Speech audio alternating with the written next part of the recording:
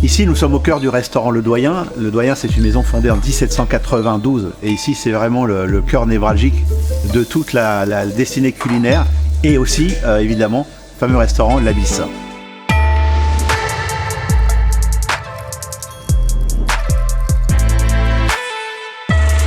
Moi, j'ai un rituel très important pour moi. Déjà, je vais faire le tour de toutes mes équipes. On est 170 ici dans cette belle maison. Je mets mon tablier, mes verres optiques Nikon, parce que je pense qu'il faut avoir une belle vision quand on fait la cuisine.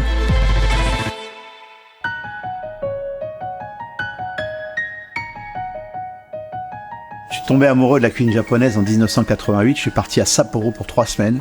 Et là, j'ai découvert une cuisine avec des goûts que je ne connaissais pas. Une précision surtout d'exécution phénoménale. Le plat qui est devant moi, c'est une balade végétale qui est faite de plein de détails. C'est pour ça que c'est important d'avoir le regard bien posé sur les choses, parce que chaque cuillère, chaque moment qui va être donné au dégustateur est important. On va venir amener comme ça des petits pickles de fleurs, des fleurs fraîches, des poudres très aromatisées d'agrumes, des mousserons crus qui amènent une vraie note anisée.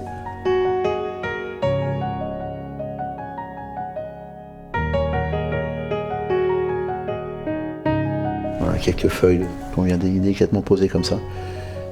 Je la froisse un peu comme ça, parce que c'est important aussi de l'avoir avec cette épaisseur en bouche. L'approche esthétique d'un plat est importante. On mange d'abord par les yeux. Et une fois que vous avez déjà votre cerveau qui est conditionné pour apprécier ce qu'il va déguster, là, les papilles rentrent en ligne de compte. Donc, il est important vraiment de poser les choses au bon endroit avec la belle vision.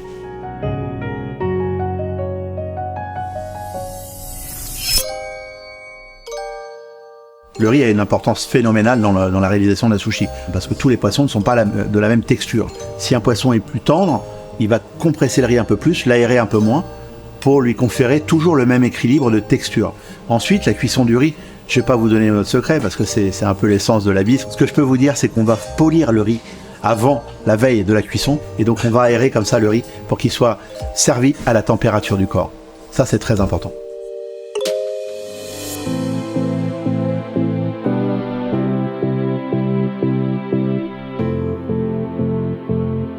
Il y a plein de détails en fait qu'on perçoit mais qu'on ne voit pas.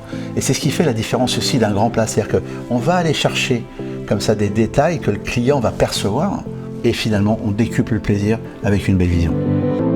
On a 20 couverts à servir par service et très peu de gens que l'on doit satisfaire. Et donc moi je cherche à leur donner une empreinte mémorielle qui repart d'ici en disant « Waouh, je m'en rappellerai toute ma vie ». Parce que finalement la cuisine ça doit être ça. C'est cette émotion-là qui prévaut chez moi.